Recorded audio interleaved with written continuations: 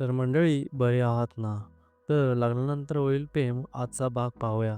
काव्य असो काव्याला म्हणाली, "छान आहे गुलाब, कोणी दिलंय?" त्यावर काव्या म्हणते, "अनिशानं दिलंय," असं सांगितलंय. त्यानंतर काव्याला अनिशाचा कॉल येतो. काव्या फेसला मास्क तयार करत असते. तर तिचा कॉल तिची सासू उचलते. त्यावर काव्याला म्हणते ती, "गुलाबाचं फूल तू दिलंयस?" तर ती म्हणाली, "छे मी तर नाही दिलं. बहुतेक पाठची जिजूंनी दिला असेल."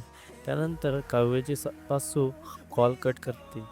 नंतर दुसरीकडे आपले जिवाभाऊ आपल्या कामात बिझी असतात. तिथे नंदिनी येते. नंदिनी आल्यानंतर पार्थ तिला सगळं काम समजावून सांगतो. तर बिल झालंय, लीगल आस्पेक्ट फॉलो केलेत, गाईडलाईन्स वगैरे झालेत, तर मला कोणी फंड देईल का? मी त्याकुठनं एकही फंड घेणार नाही. त्यानंतर दोघांच्यात रोमॅन्टिक सीन पाहायला मिळतील. काव्याची सासू म्हणजे मान्य संशयास्पद होते आणि ती सुनीताला कॉल लावते आणि सांगते की गुलाबाचं फूल काव्याला कोणीतरी दिलंय. त्यावर सुनीता म्हणते, "मी तुला आधी सांगितलं होतं की काव्याचं दुसऱ्या मुलासोबत अफेअर चालू आहे." सासू पण जागे झाले. तिला वाटलं की आपल्या पाठचे आयुष्य खराब होईल. तिचं असं म्हणणं होतं की काव्याचं दुसऱ्या मुलासोबत अफेअर चालू आहे. पण तिला सत्य असं वाटत नव्हतं. जेव्हा मान्नीने काव्याला विचारलं की तुझं दुसऱ्या मुलासोबत अफेअर चालू आहे काय? त्यावर ती डायरेक्टली नाही म्हणाली. 2 ते 3 महिने माझ्या नजरेसमोर आहे ती. गेटले काही दिवस खूपच बदललेली आहे. सगळ्यांची काळजी घेते, सगळ्यांना समजून घेते, सगळ्यांसोबत नीट वागते. मला तर असं वाटतंय की तिचं बाहेर काही असू शकत नाही. त्यावर सुनीता तिला फुलवून सांगते की तिच्या बाहेरच्या कोणत्यातरी मुलासोबत अफेअर चालू आहे. नंतर काही गरज नव्हती की ती कॉल करायला. नंतर कॉल कट करते. पार्थ घरी येतो आणि काव्याने लाईट बंद केलेली असते आणि फुलांचा एक टेबल सजवलेला असतो. त्यामध्ये कॅन्डल्स ठेवलेले असतात. बॉक्स व एक छानसं सुंदर असं लेटर एक ठेवलेलं असतं. पार्थ पहिल्यांदा ते लेटर उचलतो आणि त्याला ते काव्याचं असं सजवलेलं सगळं पाहून असं खूप भारी स्पेशल असं वाटते. नंतर कार्ड उचलून ते बॉक्स उचलतो. त्यामध्ये त्याला घड्याळ दिसते आणि काव्या लाईट चालू करते. ते काव्याला पाहून पार्थ खूप आनंदी होतो. नंतर दोघांमध्ये रोमॅन्टिक सीन तयार होतो व बॅकग्राऊंडला सॉन्ग बिंग तयार होते. काव्य पार्थच्या हातात घड्याळ घालतो आणि पार्थ काव्याच्या हातात घड्याळ घालतो. दोघांचे घड्याळ एकसारखे दिसते. त्यावर पार्थ म्हणाला, "हे घड्याळ तुम्ही माझ्यासाठी घेतलं आहे काय?" त्यावर काव्य रागून म्हणते की शेजाऱ्यांना घेतलं आहे. तिनं त्याच्यावर विनोद केलेला असतो. पुन्हा ती म्हणते, "मी सगळं हे काही तुमच्यासाठी करेल काय? असं तुम्हाला वाटतं काय?" यावर पार्थ म्हणाला, "मी तुमचा चष्मा सरळ काढला, त्यामुळे तुम्ही मला घड्याळ दिला असेल कदाचित."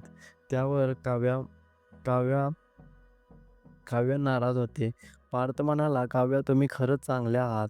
मला फक्त तुमची बाहेर चिडचिड दिसते, पण मनात प्रेम दिसते. पण मुळात तुम्ही खूप प्रेमळ आहात आणि इमोशनल सुद्धा आहात." तुम्ही म्हणता असे की काव्या खरंच तुम्ही ग्रेट आहात. माझ्यासाठी तुम्ही खूप स्पेशल आहात. ते पार्थ म्हणतो खूप रोमॅन्टिक कॅन्डल वगैरे, पण त्यावर काव्य चिडते. नंतर पार्थ म्हणतो, "माझ्यासाठी खरंच ही दिवाळी आहे. माझ्या मनात फटाके आत्तापासूनच फुटायला चालू झाले आहे." काव्य सगळं कॅन्डल विझवण्याचा प्रयत्न करते आणि पार्थ एक नंबरचे फिल्मी आहात असे म्हणते. तर दुसरीकडे काव्य निघून जाते आणि लायटर घेऊन येते आपल्या बॅगेतून. तर काव्य लायटर आणते. त्यावर पार्थ म्हणतो, "तुम्ही स्मोकिंग करता काय?" तर ती मजेशीर उत्तर देते, की "मी ती 10 ते 12 स्मोकिंग एका दिवशी करते आणि एक बॉक्सच मला डेली लागतो." "नाही हो, मी सेपरेटसाठी ठेवला आहे. त्याचा दुसरा यूज होऊ शकत नाही काय?" नंतर काव्य कॅन्डल लावते. पार्थ तिला थँक यू म्हणतो. माझ्या जीवनातील स्पेशल गिफ्ट आहे." त्यानंतर ती पार्थला म्हणते, की "आपण जेवायला जाऊया." तर पार्थ म्हणतो, की "मी रेडी होतो." आणि पुन्हा काव्या म्हणते, की "तुम्हाला असं वाटत असेल, की मी तुझ्यासोबत चांगलं वागायला लागले, पण असं काही नाही आणि रोमॅन्टिक होऊ नका." त्यानंतर पार्थच्या मनामध्ये खूप आनंद असा भरलेला असतो.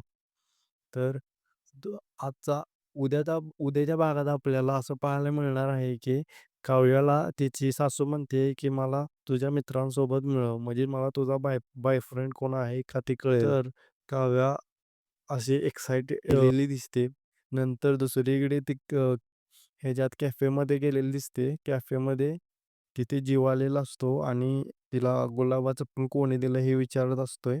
तेवढ्यात तिथं सुनीता येते आणि ती पाहते आणि तिनं माननीला कॉल केलेला असतो आणि ती म्हणते, की काव्या दुसऱ्या मुलांसोबत कॅफेमध्ये आहे. तिचा बॉयफ्रेंड आहे असं तिला सांगते. तर ती म्हणते, "बघतोस हा कोण आहे?" तर प्रेक्षकांनो उद्याच्या भागात आपल्याला काव्या आणि जीवा एकमेकांसोबत दिसणार का कॅफेमध्ये हे पाहायला मिळणार आहेत.